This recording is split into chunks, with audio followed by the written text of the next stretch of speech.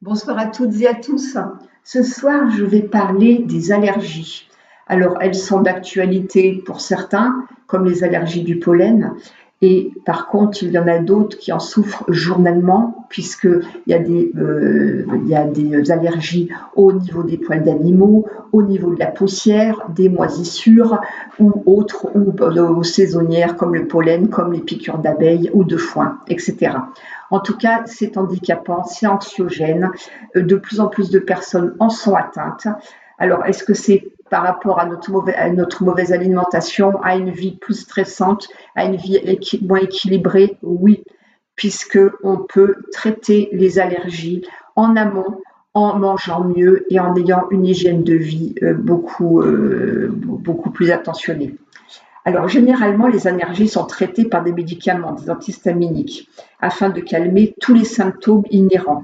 Les toux, les éternuements, les rhinites, les œdèmes, les urticaires, les démangeaisons, les diarrhées, l'asthme, les écoulements nasaux ou oculaires et les vertiges.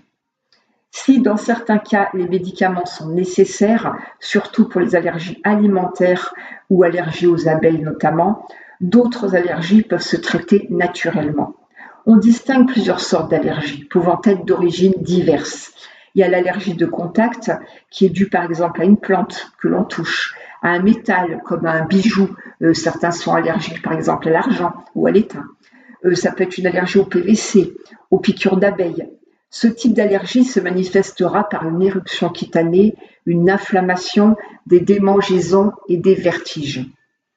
L'allergie respiratoire, qui sont dues le plus fréquemment par la poussière, les poils d'animaux, le foin, le pollen, les moisissures, qui entraînent, elles, des éternuements, des écoulements oculaires et nasales, une gêne respiratoire et une rhinite.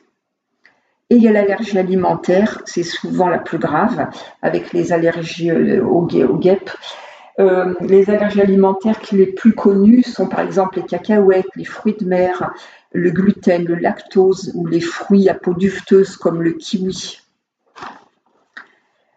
qui apportent des gonflements du visage, une sensation d'étouffement, des problèmes respiratoires, des éruptions cutanées, des démangeaisons et des diarrhées.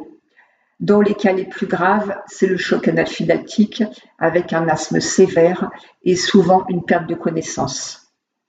Les allergies ont donc chacune une particularité, mais pour celles qui sont saisonnières ou de contact ou moins graves, il existe quand même des alternatives intéressantes et efficaces et un moyen surtout de prévenir toutes les allergies, quelles qu'elles soient, durablement.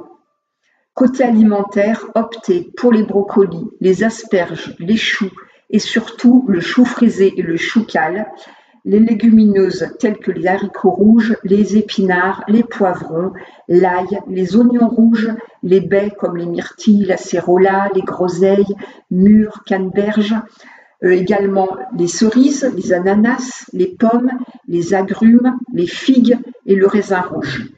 Tous ces aliments qui sont riches en quercétine, qui est un puissant antioxydant, qui est protecteur cardiovasculaire, qui est très efficace au niveau de toutes les allergies, puisqu'elle soutient le système respiratoire et renforce le système immunitaire.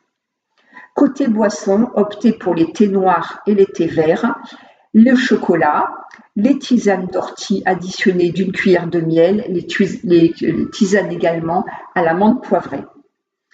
Et vous avez le droit aussi à un demi-verre de vin rouge 4 à 5 fois par semaine, car oui, le vin rouge pris modérément est excellent pour ce qui est un antihistaminique naturel.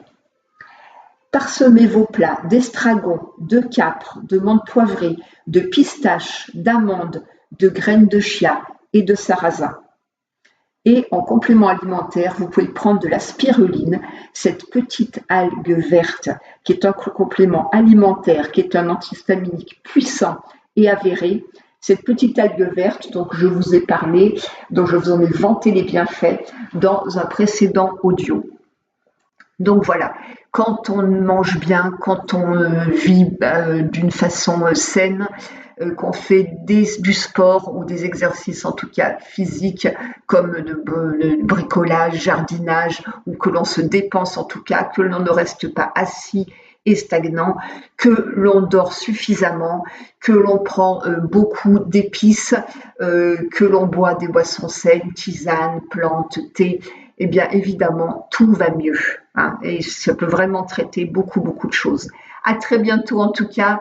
Passez une très bonne semaine. N'oubliez pas de mettre un petit pouce si vous avez aimé et de mettre vos commentaires. Merci beaucoup, belle semaine à vous et prenez soin de vous.